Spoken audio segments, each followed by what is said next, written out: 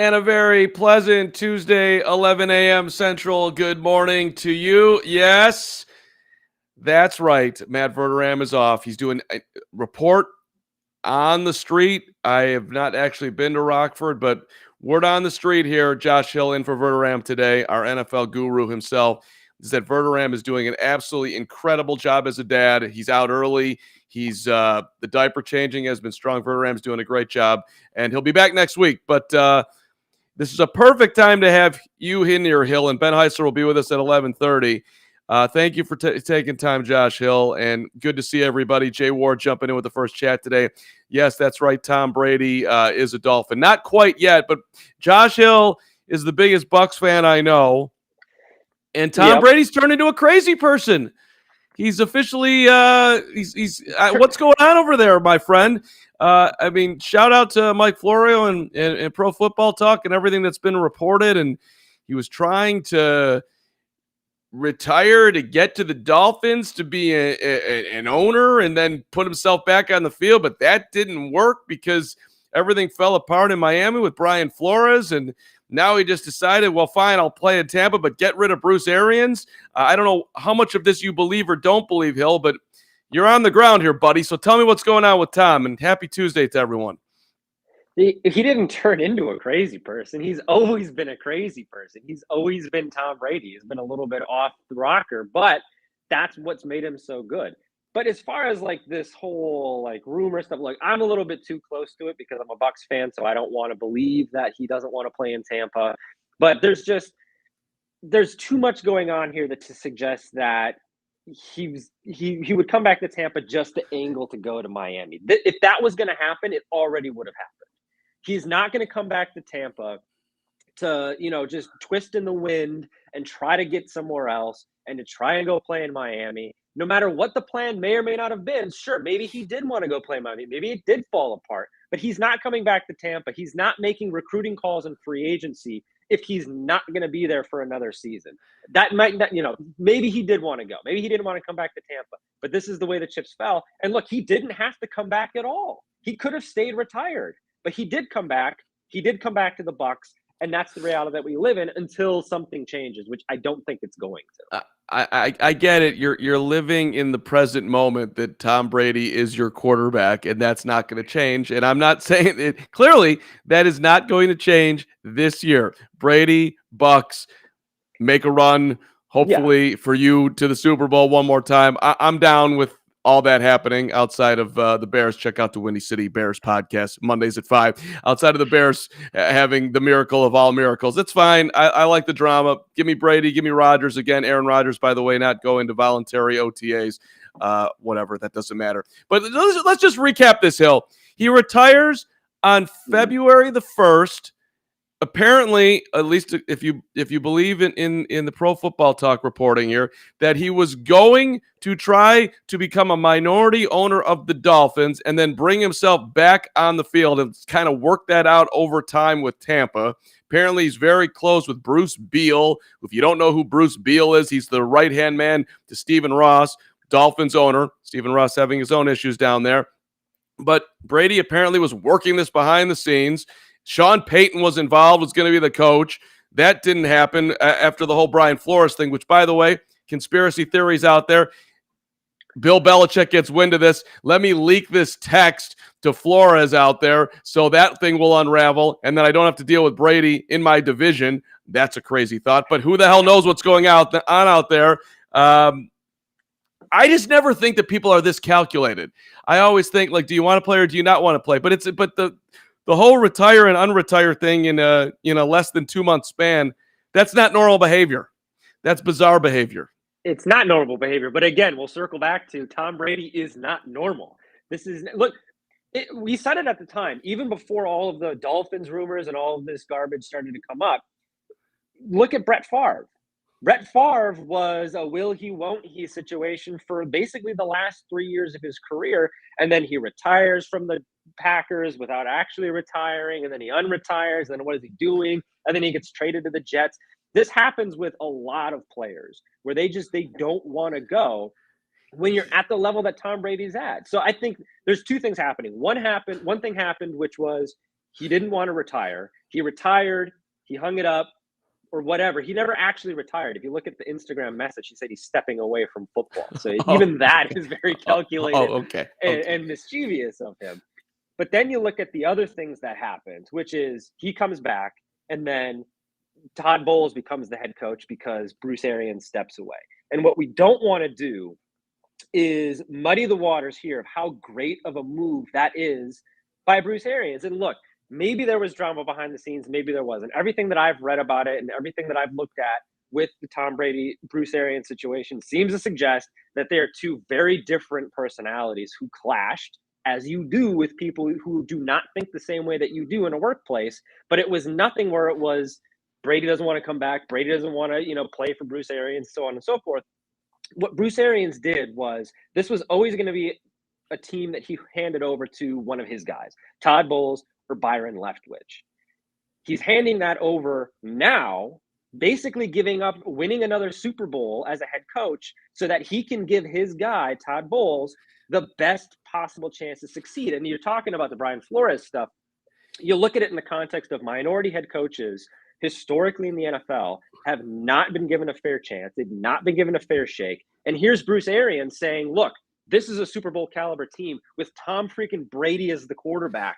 Todd Bowles, you take it. You do not get put in a better position than that. And that's the main takeaway from that whole situation for me. It's not, Brady didn't want to play for Arians. Let's get out of here. They were saying that 1 week into when Brady came. They lose to the Saints, his very first regular season game as a Bucs quarterback.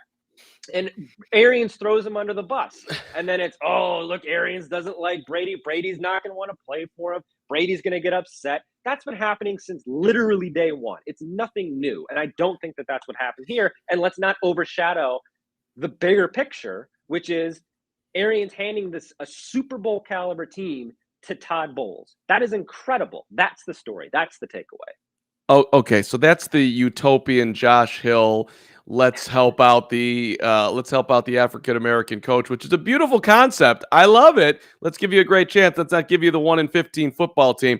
But to everybody in the chat here, Gonzo, my guy, Jay Ward, Bill Belichick's a genius, and Gonzo, to answer your question, which was just popped up there, what's likely to happen in the first 5 years? Brady gets another ring, or Fields leads the Bears to one. I'll go with Brady all day long. I mean, come on, let's. I like to deal in at least what would appear to be reality, and the Bears have a long way to go. By the way, great video that I put out on Twitter and on my Facebook page about trying to keep the Bears at Soldier Field. Yeah, TikTok too. Now, and my TikTok, right, the Carm TikTok is moving around here. I just want to ask, what saying there? Does any of that make sense? That Bruce Arians, that Brady would come back, and you got a chance to walk out a Super Bowl champion, but you'd say, no, I don't want to do that. I want to hand it over to Todd Bowles to do what's right in the world versus coach the GOAT and one more shot at it. That's not the normal procedure for NFL head coaches. This seems like a divorce, Hill. Like it just does. And that's fine. We've had a lot of coaches and quarterbacks having divorces over time, and it doesn't make, Brady a bad guy or a good guy or anything. It is. I hate that phrase, but it is what it is, I guess. He doesn't want to play for Arians. If I'm an organization, I side with the Hall of Fame quarterback over the coach, even if the Hall of Fame quarterback is only going to play one more year of football. And also, Todd Bowles, I believe in Todd Bowles. I think you believe in Todd Bowles, but it does seem like that's not normal, man. You got a chance to win a Super Bowl. Nah, I don't want to do that. I'm sorry, I want to leave after. He's still within the organization, so that right there says if there was a divorce, he divorced Bill Belichick and the Patriots. He left. He went as far south as he could to get away from Boston, to get away from Foxborough, and to get away from the Patriots. That's a divorce. This is a transition, and this is a transition that has deeper meaning than just Brady didn't like Arians. Because you also look at Arians' side of things. Arians not a spring chicken. Okay, he is not a guy who is youthful, who has a lot of years ahead of him. He's talked about that. He has talked about his health. He has talked about how the game of football, coaching it for as long as he has, and for playing in it, and being involved with the game for as long as he has, it's had negative effects on his health.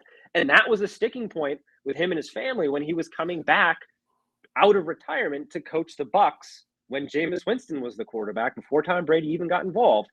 That was a sticking point for the Arians was, is he healthy enough? Is this worth putting his health on the line? When COVID happened, the Bucs were one of the main teams in the NFL being very, very diligent and very, very serious about COVID protocol, about wearing masks in the facility, about abiding by the NFL rules. And that was because Arians was setting that tone because of his health. So this is a situation where it's, look, does he want to do this for another year? Or can he take an elevated position in the front office, hand the keys over to somebody like Todd Bowles, who's in a good position, who can now position himself not only to remain the Bucs coach because he has a 5-year contract, but to do something special with the Bucs and then erase the bad taste of what happened with the Jets out of everybody's mouth. And all of a sudden we're thinking about Todd Bowles differently. That's the flip side of this. Is it's not all just Brady. It's not all just drama. There's a lot of working parts within here. And here's the other thing. If Brady truly did not want to come back and play for Bruce Arians, we're looking at the wrong guy. Bruce Arians was not calling all of the plays on offense. He handed those keys to Byron Leftwich. Byron Leftwich is still the offensive coordinator for the Buccaneers. He is still going to be working every single day with Tom Brady. He works closest with Tom Brady in the Bucs organization. That is who, if Brady didn't want to work with somebody, he would be gone. That is the offense. It's Byron Leftwich's offense. He is still there. That right there tells me that this is just, it's drama. That's all it is. All I know is if I'm the Tampa Bay Bucs organization, I'm making a call to Josh Hill right now saying, do you want to come and work for us because you are on Team Bucs? We got to roll for you down here, buddy. You do content creation for FanSided. You're immersed in the NFL. I got a spot for you with how much water you're carrying. But I think it's a beautiful thing. I got you. Look, you're right. He still is the OC, and if there was a real issue, maybe Brady would have taken his ball and gone home. Instead, he's come back. Let me just read one more thing that Florio wrote, and Mike Florio's not perfect, but it's an awful lot right over there. Let's give credit where credit is due. He wrote, "It wasn't a retirement from football, but an attempted retirement from the Buccaneers when the Miami possibility imploded and when nothing materialized in San Francisco. His only option was to play for the Bucs in 2022. That's not his only option. His other option was to not come back at all. Right, sure, he would have had some egg on his face, but he's not making. Okay, Tom Brady is not posting that Instagram message. He is not making a big hullabaloo about this if he is not serious about coming back and he knows exactly what is going to happen. Because here's what happens if all of this, 49ers rumors, all of these Dolphins rumors were actually going to happen. Tom Brady announces that he's coming back. Immediately after that, it's announced that he's being traded to San Francisco. He's being traded to Miami. And then those two franchises can enter free agency with Tom Brady as their lead recruiter, asking free agents to come play for him, asking free agents to come win a Super Bowl with them. The Tyreek Hill trade to Miami, that would have been nice if Brady had been there, but that is not a move you make if you're trying to pitch Tom Brady's going to come here eventually. That is a move you make after Tom Brady comes. All of these things, free agency really dictated this because all of these moves in Tampa, Tom Brady is on the phone. He's talking with Ryan Jensen. He's talking with these free agents and saying, this is it. This is the last dance. This is the last rodeo. We're going to wild bunch this thing. We're riding into town and we're either going to win a Super Bowl or it's going down in flames. But we're going to do this together. He's making those calls for the Bucs. That's all that you need to know. And nothing has happened since. Time's running out here. I like that you referenced The Last Dance because for some reason, people out there that like to compare Jordan to Brady. And just let's just be clear here. Jordan did retirement better. 17 months off playing baseball is better than a 2-month, whatever the hell just happened. Actually, I just changed my mind. I'm coming back with rumors abounding that I wanted to go elsewhere. And you could even throw in the second retirement, 3 years off, coming back with the terrible Wizards and taking a team from 19 wins to nearly making the playoffs before Jordan's knee gave out. Jordan, better at retiring than Brady. Hashtag GOAT. All right, let's move on to just a couple other. We got a lot of quarterback talk coming up here, and Ben Heisler's joining us in 13 big minutes. So I want to actually start with Russell Wilson, who is all of a sudden, I guess the mayor of Denver, he's sitting in the front row at Nuggets games. He's throwing footballs into the crowd. He's showing up on opening day for the Rockies. He's walking out to the mound, just going, waving the hat or whatever he had in his hand, going nuts. Then he fires like a 80-mile-an-hour fastball to Chris Bryant. Hashtag KB. Way to land it. I mean, he is like it's almost like Seattle didn't even exist. And I'm kind of looking at this. I'm like, are Broncos fans going to be in love with this guy come November 1st, say? But hey, man, like Russell Wilson is embracing this Denver experience. In your Josh Hill expert opinion, do you think this is going to be a short honeymoon, or do you think this is a changing of the Broncos franchise that, oh my God, they're actually a legit competitor to get to the top of the AFC West at bare minimum, which is a lot. I think it's going to be a long honeymoon. Russell Wilson's your quarterback. Look at what the Broncos had last year. Look what the Broncos have had since Peyton Manning left. It's been nothing. And it's been depressing if you're a Broncos fan to go into every single Sunday knowing that there's a pretty good chance you're going to lose that game. Trust me, as a Bucs fan for the last 20 years, that's the feeling going into a Sunday where you're like, football's on. I'm happy football's on, but my team isn't going to win. And that kind of takes some wind out of the sails. Now you have Russell Wilson, who every single year is an MVP candidate, who creates plays out of nothing, who is a guy who you build an offense around, or you put him in a position where he's got a little bit more control than what he had in Seattle. Now, the let Russ cook thing, that's real. Denver's going to build that offense around Russell Wilson, and they're going to build it around his skills and what he was able to do in Seattle on all of the highlight clips and all the times that our jaws dropped. And we're like, I cannot believe Russell Wilson made that play, except they're going to do something that Seattle probably should have done and didn't, which is utilize that as a central piece for the entire team. It is Russell Wilson's team. And that's why, he's leaning into this whole, I'm Mr. Denver. Yeah, sure. Show up at the Nuggets game. Show up at the Rockies game. Because you know what else it's doing? It's giving a nice big old middle finger back to the Pacific Northwest to go, look where I am now. Look who loves me. So, okay. And that's what I thought. That's what I think it is. Hey, Pete Carroll. Yeah. Hey, 12s. This is not about you. But, yeah, that's right. I'm a little bit hurt. And I'm trying to move forward and do everything I can to embrace a new community. But this does sort of feel like, I don't know, like showing your ex that you moved on with the next cool thing. Something along those lines. I mean, he's very out there. It's also very much within Russell Wilson's personality. He is one of the corniest guys ever, which was why we love him, because he's always smiles. Remember that clip of him where he was injured and he's running through a fake game before the real game because he's like doing the whole schoolyard thing. And he's like, he's really leaning into every little boy dreams about being an NFL quarterback. Even when you're an NFL quarterback, you're still that little boy. He does this kind of thing. This is just Russell Wilson's game. And he's really good at it. And there is a weird authenticity to it, because I don't think he's showing up to the Nuggets game or he's showing up to the Rockies game or he's trying to engage with his community in a disingenuous way. He really does want to lay down roots with this team. He's like, look, I am here. I'm your guy. We're going to go through this season and how many other seasons ahead of us together. And I want to be a part of the community. He was like that in Seattle. He was the Seattle guy. Now he's just porting that over to Denver. And while it seems a little kind of dorky, there is an authenticity to it that you're like, that's just Russ. And this is part of Russ cooking. He's just preparing the appetizer right now before we get the entree during the season. 15 days to the NFL draft, by the way. Just a reminder that we're creeping towards. We'll have a ton of draft coverage on the show next week, but leaning into a little bit of the quarterback stuff today. Who has more wins this year?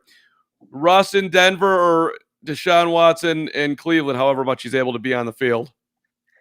I mean, I have Russ, both because I want Russ to have more wins and also because it seems a little bit more feasible. One, with the way that the team's constructed, but also the difference in quarterbacks. I think Russ is the better quarterback. He's got more experience. And then also you have the legal stuff.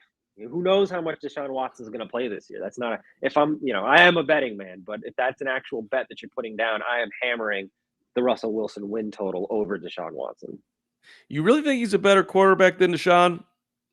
At the I end, do. like say, Yeah. I mean, I how mean many that times has Deshaun Watson been in that he's MVP conversation the way that Russell Wilson has? that it's listen, it's fair, but I look, and he's got a lot going on around him, and I don't know if life is ever going to return to normal for Deshaun Watson, or if it should return to normal and all that. But the off-field stuff aside, and Cleveland's not exactly the ideal organization. However, getting out of Houston is an ideal move, and Yeah. that dude's talent is, I mean, I we're mean, he's talking about talented. Yeah, he's talented. But how many times, you're going back to all those games that Russ had in Seattle, where the Seahawks had absolutely no business winning the game that they won, whether it's because they were playing a better team or because they had stupidly put themselves in a position through bad coaching or whatever to be behind to a team like the Bears or something like that in Seattle, or to the Vikings, a team that is not as good as them on paper, but they're now behind. And Russ pulls them out of that hole. He has done that time and time again with little to no offensive support. Like, it wasn't until he got DK Metcalf and they really started to build it out with Tyler Lockett and they got all these things going. He's never had the type of offense that some of the other quarterbacks, his counterparts, have had around the NFL. Imagine Russell Wilson in the Patrick Mahomes offense with Travis Kelce, Tyreek Hill, Clyde Edwards-Helaire, all those guys when they were still in Kansas City. Imagine Russell Wilson with those weapons on offense. He didn't have any of that in Seattle. And now you look at how many of those games he was able to bring them back single-handedly because he is the quarterback, and they either win or they come close to winning or they force overtime. Deshaun Watson didn't do that in Houston. And I would argue that he had a little bit more offensive firepower than Russell Wilson had in Seattle, because you've got, Will Fuller, you had, DeAndre Hopkins for a while right. there. Like, you had guys who, if Russell Wilson had, you're looking at a completely different offense, and you're looking at probably completely different Seattle teams and outcomes to their seasons. But you didn't see that with Deshaun Watson. And I get, like, you can have the team pulled you down, because I'm making that argument for Seattle. Seattle pulled Russell Wilson down. So to be fair, Houston wasn't the greatest situation for Deshaun Watson, but he didn't make as much out of nothing as Russell Wilson did. I mean, maybe it's just the 65-yard bomb right on the money to DeAndre Hopkins that I'm thinking about right now that just like tilts me to it again, if we get through all of this, and plus, if you look at the divisions, I would almost, even with him missing games, I might bet on the Browns to have more wins than the Broncos this coming year. But True. And I'm not trying to slander Russ at all, and he's a winning player and has all of that. But there's something about his game that's for whatever reason, it's always sort of felt like a miracle to me that he's doing it. Like, he's just like, I can't, he understands the game incredibly well. He knows what he needs to do. He's mastered his skill set and everything that he has. And that should all be appreciated. You can only do what you can with the body that you're given and all that type of stuff. And this dude has gotten every ounce of talent out of himself and all of that. And I even loved his pitch to KB. Still got the baseball talent. I mean, there was no lob there if you didn't see it. I mean, he fired that thing. But I guess I'm just, right. I guess I'm just in love with the talent of Watson, and maybe some Bear stuff is going on here. And there's a little bit of Mitchell Trubisky that's creeping into my Deshaun Watson and his ridiculous performance on the college level too. So okay, we can move on. Let me give you another quarterback battle, Hill, because so many moving parts here. Let's go Mitchell Trubisky versus Carson Wentz. Mitchell Trubisky landing beautifully in Pittsburgh. R.I.P. Dwayne Haskins. We'll have a moment talking Dwayne coming up here. But Trubisky battling for a starting spot, and here we go with Carson Wentz. Finally, not finally, but getting out of Indy. Let's command it up. Who do you got? Trubisky versus Wentz in a thriller. Trubisky. I'm Team Trubisky. Did you really? Let's go, Mitch. Come on. I'm all about a good redemption story. And also, I mean, if we're comparing 1-to-1 as far as situations, and I know Trubisky hasn't been in the league as long as Carson Wentz has, but it's been close. It's not like they've got a huge gap where it's like 5-6 years. It's Carson Wentz has gone from Philadelphia, then to Indianapolis, and now he's in Washington. And there's that old saying where it's like, if you always have a problem with everybody else around you, maybe you're the problem. And it didn't work in Philadelphia. It didn't work in Indianapolis, where he was supposed to be the guy where it's like, look, Frank Reich's got him. He's going to unlock all of this talent. He was, whatever happened with him and Doug Peterson in Philadelphia, Frank Reich is going to fix it because Frank Reich was the quarterback. He was with the Eagles when Carson Wentz had his MVP season. So that's the missing piece. And what happened? A mediocre to poor season in which he absolutely folds like a cheap poker table against the Jacksonville Jaguars in a must-win game to get into the playoffs. That right there, what else do you need? Like, I don't want to, and that's not to be unfair to the Jaguars, but they're not a good team. They got the number 1 overall pick. So we're not being too unfair here. But if you are Carson Wentz and you truly are having this redemption arc, the Jaguars are not a roadblock for you in week 7 to week 18 of the season. That's nothing. That's a drop in the bucket. You guys are in the playoffs. That's not what happened. And now he's on to Washington, a franchise that has historically never been able to figure out its quarterback problem. Now he's the answer? Like, what pieces are in place to help him? Where Mitchell Trubisky, at least there's the recency bias of, I know you're close to this too because of Chicago, but I mean, nationally too, the feeling is Matt Nagy didn't give him the best shake. So maybe this was more Nagy than it was Trubisky. He goes off to Buffalo. He's able to be an understudy for Josh Allen and Brian Dable for that one season. Now he's in Pittsburgh. And I would argue that Buffalo and Pittsburgh are two vastly superior locker room culture experiences than whatever Matt Nagy was doing in Chicago. Because now he fits in with Mike Tomlin and all of the Steelers' prestige. And he truly is in a position where I think he can beat Mason Rudolph in a quarterback's competition. I don't think that's particularly close. Now he's the guy in Pittsburgh. He really just has to have one good, not even good, like an above average season, and he's able to erase the Bears stuff. Because what's Nagy going to do? He's going to be like, look, get me free from Nagy, and I'm the guy. I've got the skills. I've got the chops to do this. Where Wentz failed in Philadelphia, went to Indianapolis with his old guy from Philadelphia, failed again. Now he's in Washington. I don't care about Carson Wentz. I'm all on a Mitchell Trubisky. Let's go. Give me the redemption story. The MVP, by the way, the Nickelodeon Most Valuable Player. Yeah, it's true. He's on the comeback trail. Let's do this. Good call. By the way, Ben Heisler joining us now from FanSided, managing editor. Ben has to be super thrilled that we're talking about Trubisky versus Wentz, one of the great NFL topics you could ever come up with on 15 days before the NFL draft. But I like it, Jay Ward. I believe in Trubisky with Tomlin. There's a Mitch movement going on in the show. All in on Trubisky over Wentz in year 22. Even if you were starting a team, you're going Mitch over Carson Wentz. I think if you put that out into the NFL sphere, 1 year right now, your life depends on it. You got to get wins. Rosters are equal. Trubisky or Wentz. I think more people would take Wentz. Ben, you want to? I'll let Ben get on this. I've caped for Mitchell Trubisky longer than I ever thought I would have to. So what a fun debate to dive into in the middle of April, getting the NFL draft and season juices flowing. That's a fascinating question because the year removed has done wonders for Trubisky, right? Like, he didn't sign this massive deal, but you go to Pittsburgh, all of a sudden you're thinking, okay, there's a possibility of him being a good culture fit with that organization. An organization, by the way, that under Mike Tomlin, I don't believe has ever had a losing season, which is fairly remarkable. If you're asking me, like, which quarterback is most likely to put the team on his shoulders and go out and make a play to get a win, you have to go with Wentz because he's done it more recently and more consistently than Mitch ever did in Chicago.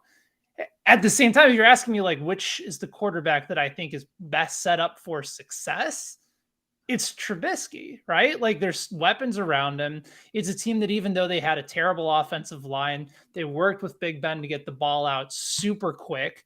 I mean, there was only so much that he could do last year. He couldn't throw the ball more than 15 yards down the field, and they still were competitive throughout the entirety of the season, ended up making the final playoff spot. So I think based off of that, if you're allowing me to work within those parameters of the question, then you got to go with Wentz as the guy that can win you a game, but the guy that's set up to be best suited where he is Trubisky. I'm just saying life depends on it. You got it. You're building a team. You have one of these two quarterbacks right now for the season, Wentz or Trubisky. Who are you taking? If it's for the season, if it's not just one game, then I'll take Mitch. Regardless of Pittsburgh and Washington, really? Yes. Okay, Ben. All right, I like it. All right, that's movement, baby. Let's go. That's a foot on the ground right there. It's okay. All right. Well, hey, listen, I'm rooting for good old Mitch. It would be amazing if he takes off in Pittsburgh. There would be a lot of people in Chicago screaming at me and a bunch of other people that I told you so, that it was the Bears' fault. But that narrative would be yeah. The Colts gave up on Wentz while they were still ready to contend for playoffs. They telegraphed it that they had to get rid of him, and they still got something back for him. Like, I don't know how you can just go ahead and say, like, I can trust this guy for a season when they didn't have anybody else to rely on. I'm not saying you can. I'm just saying that the upside of talent of Wentz as a quarterback, even at this stage of his career, in my mind, is higher than what Mitch is ever going to reach.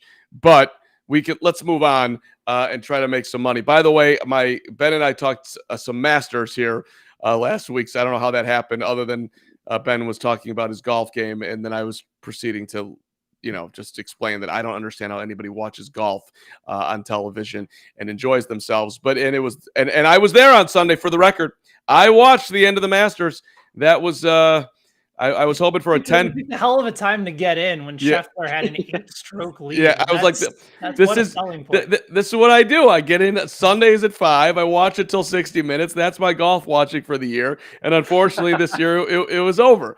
But I said that Tiger would miss the cut, and so I was wrong. He imploded on day 3 and 4. But good job making the cut, Tiger. Congratulations. But Ben, what are we gambling on here, NFL today? What are we making? Anything leading up to the draft? Anything that you're excited about over at WynnBET? What excites you in the gambling space today? If anything, we can just talk football too. There's not a ton that's really. I mean, they have a game out. You guys want to know what WynnBET has out? They have the Hall of Fame game on August 4th. Between the Raiders and the Jaguars. Right now, the Raiders 1-point favorites with a total of 33.5. If you need to get that fix in right now, NFL drafts rumors are particularly interesting. There's some conversation that the Carolina Panthers could reach for Matt Corral as high as number 6.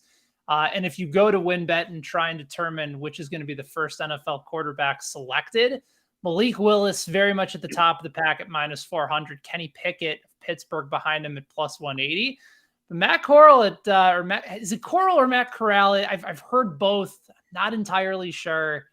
Someone will correct me, I'm sure, on the stream and let me know that I'm probably wrong on both. But if you're going with Matt Corral at 10-1, especially with some rumored interest from Matt Rule, because this is it for him. Like, you got to get your guy here. They're going to reach on a quarterback. The question is who.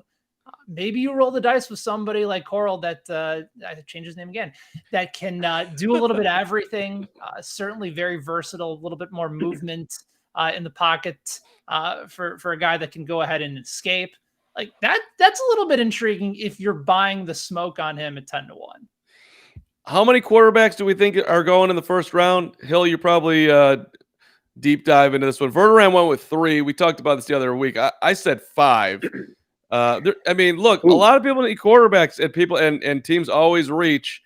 I don't know. Does Desmond Ridder get a first round look? I love Desmond Ridder. Huge fan. I don't know. And should he be a first round quarterback? Not necessarily, but look, always a crapshoot, man.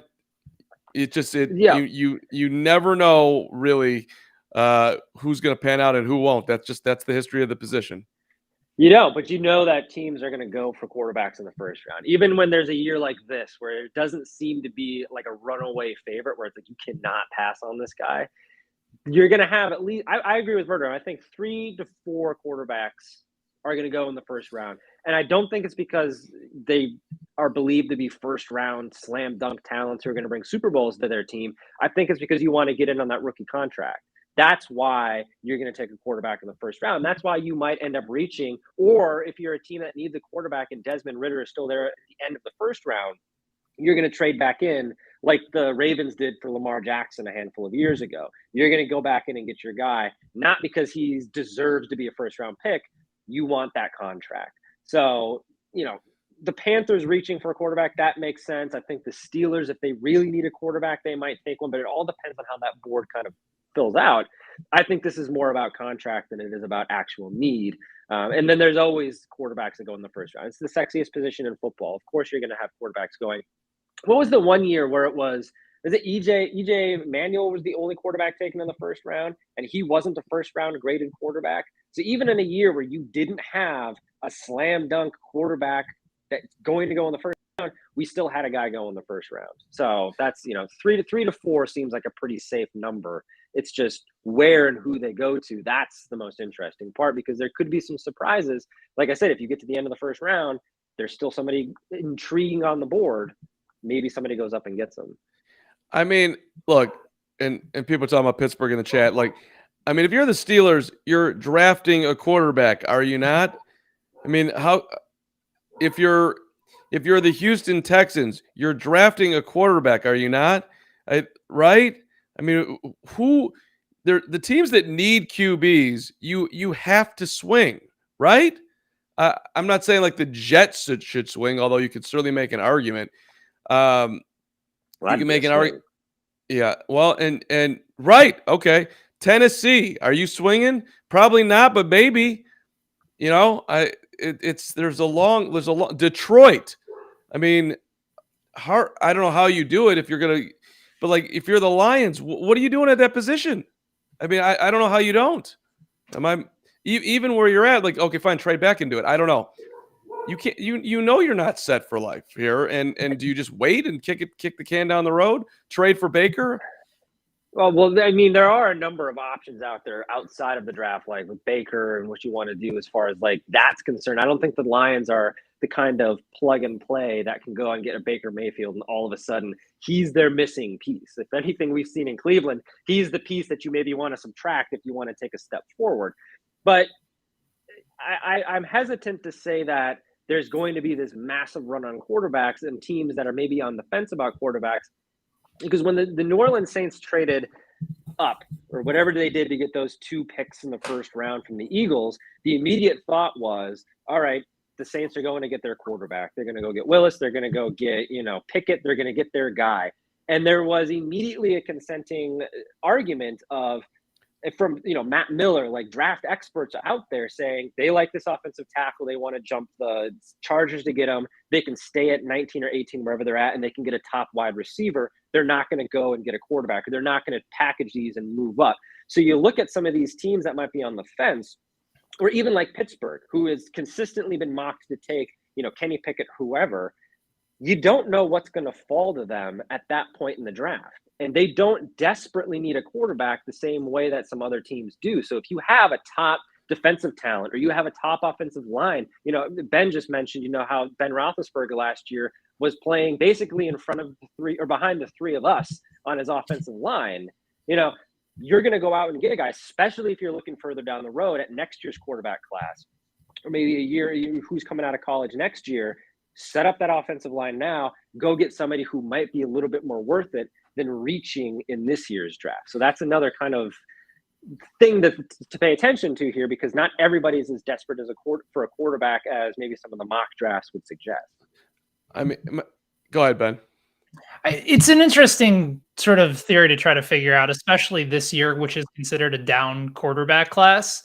Like, I don't mind a stab at a quarterback as a late round draft pick. I remember in Chicago, that was something that they had talked about doing frequently. Like, why not take a chance on a quarterback if they end up playing, then you have a tradable asset, or you have somebody that you could eventually move forward with, like Josh mentioned, cap-friendly quarterback on a rookie contract where you can build around them and be really successful.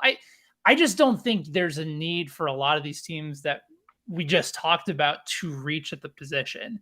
Like, I think about the desperate teams. Like we talked about Carolina. That's a desperate team. Do you sell your fan base on the fact that we're not going to be good? We're going to go ahead and take a quarterback, give him time to develop, and maybe that buys you a couple of years to just focus on improvement as opposed to trying to win the division in a division that now has Tom Brady in it. Once again, after that was supposedly done. I just don't think there's a set of teams right now that feels the need to have to really move up to the first round to take their guy. New Orleans is interesting because somebody like Malik Willis or Pickett could make sense if you believe that after a couple of years of Winston, that's going to be the guy that's ready. There's still a timeline to develop, but there's not anybody that you say, this is a stud. Like all 5 of the first round quarterbacks last year consensusly would have been the number 1 pick in this year's draft at the quarterback spot. I don't think anybody's arguing that. If you're looking at mock drafts, NFL.com's got Sam Howell going to the Saints at 17. So that's another name, by the way, a QB that we did not mention in the first 4 that we mentioned. So that's your number 5, by the way. All right, Ben, as you get on out of here, I'm going to give you one more quarterback discussion today. Drew Lock versus Marcus Mariota. Drew Lock landing beautifully, ready to rise up the Seahawks and become a part of I don't know how this is going to go. Versus you're replacing Russell Wilson. You are set up for just complete and utter disaster. Versus Marcus Mariota. Go get him, buddy. Big shoes to fill there as well.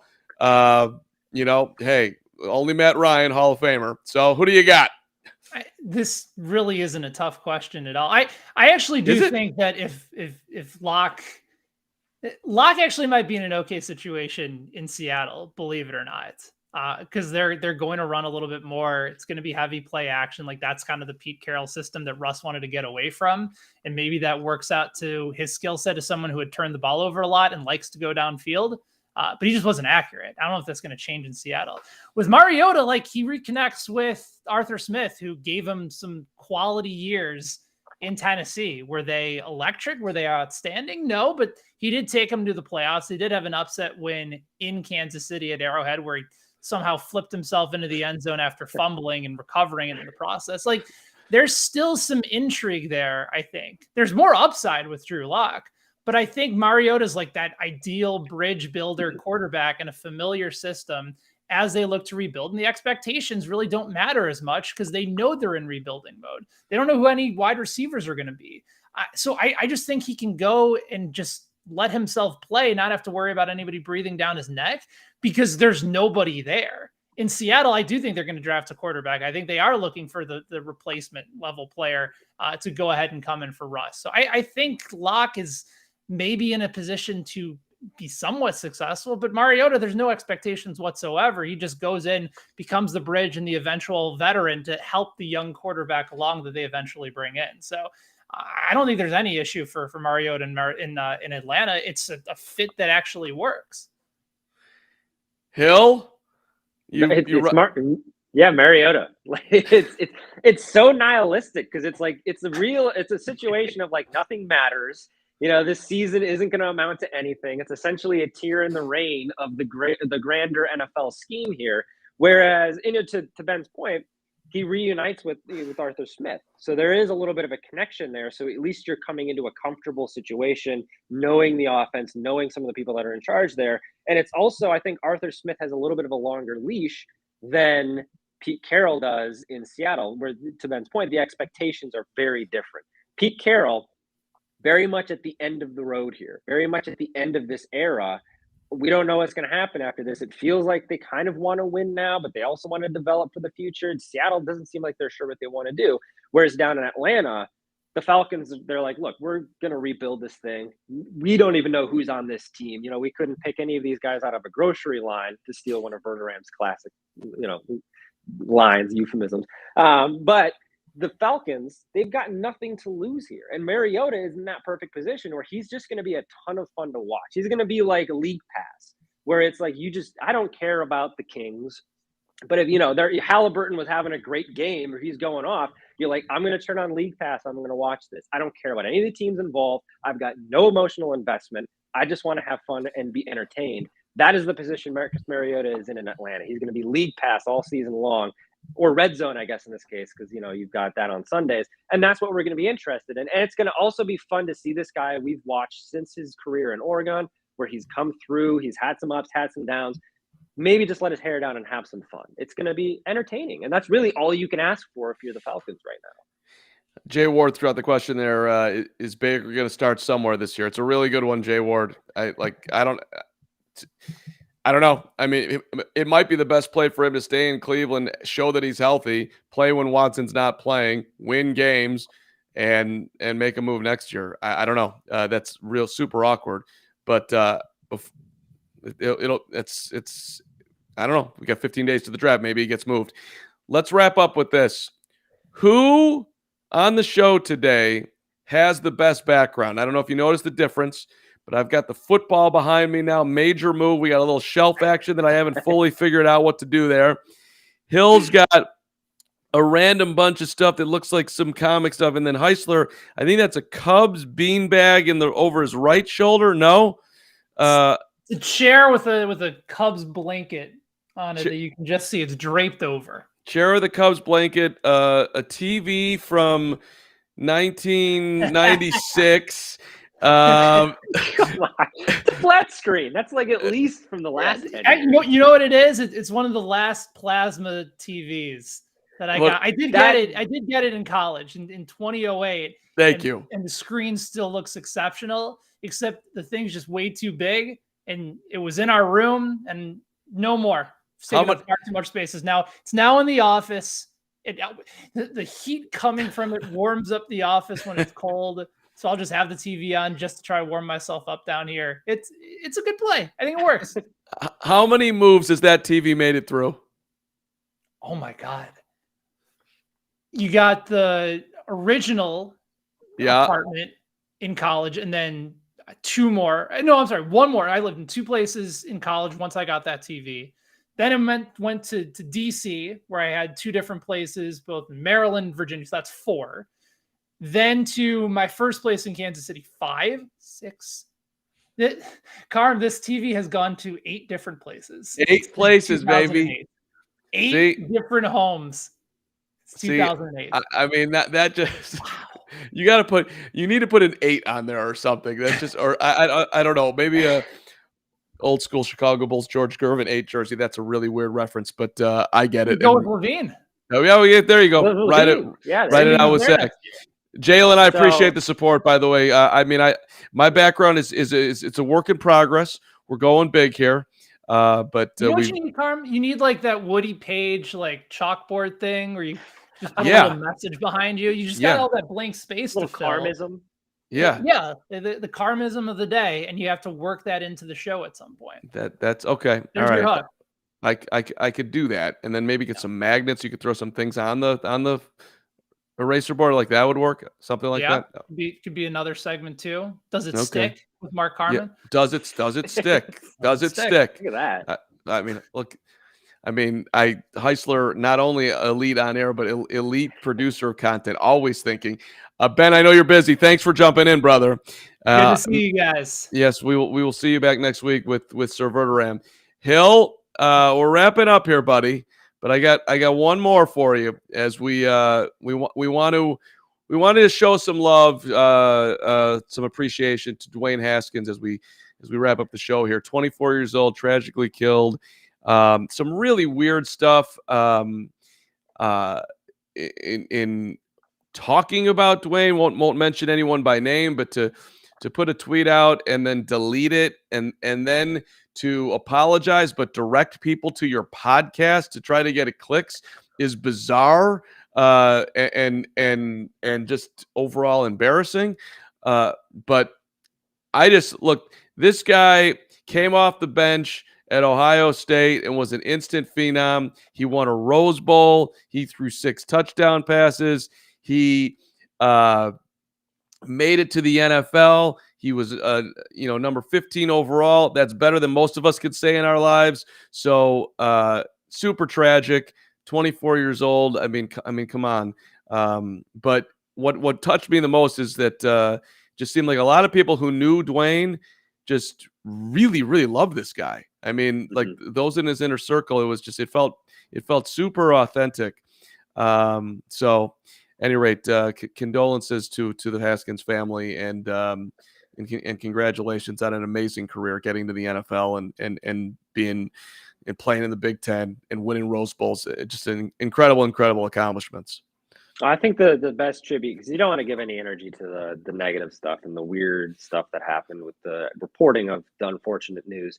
It's the thing that stands out is what you said. It's the people who knew Dwayne Haskins and knew a Dwayne Haskins that we didn't know, because in this sport, in watching sports, not in just like creating content around it, but in watching sports for our entire lives, there's a disassociation between the player and the human being who is the player. And oftentimes we don't really think about the human being.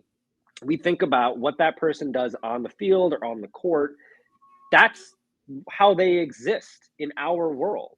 But that is not how they exist in their world and the world of the people around them. And I think the best tributes for Dwayne Haskins were just the outpouring of love and support, shining a light on a side of the guy that we didn't know, or for, our own lack of, looking at it, we didn't see, because we only saw the football player, or we only saw what was boiled down to, a very terrible tweet, because oftentimes the humanity gets lost in this entire world of sports. So that Dwayne Haskins, it's not exclusive to Dwayne Haskins. The people that cared about him and who thought about him after he tragically passed, that is across sports. That is across life. You do not know somebody just because you have a small little portal into their world. They are so much bigger than that. And I think that's the best tribute that you could have for Dwayne Haskins, because he was just so much more than a football player. The guy was a human being. He was a father. He was a teammate. He was a family member. That's who he was. He just happened to play football. And shout out, by the way, to all the happy-go-lucky people out there. The person that will take the selfie at the end of a football game because, you know what, I just want to make this fan happy. Awesome. I mean, that was awesome. We talked about that when it happened. Yeah. Because it was this whole controversy where it's like, oh, he doesn't care enough about football. It's like, I'm sorry. We talked about at the top of the show, Russell Wilson doing the whole stupid, dorky thing where he's, playing a fake game by himself. That's football. That's sports. You're supposed to have fun. You're supposed to enjoy it.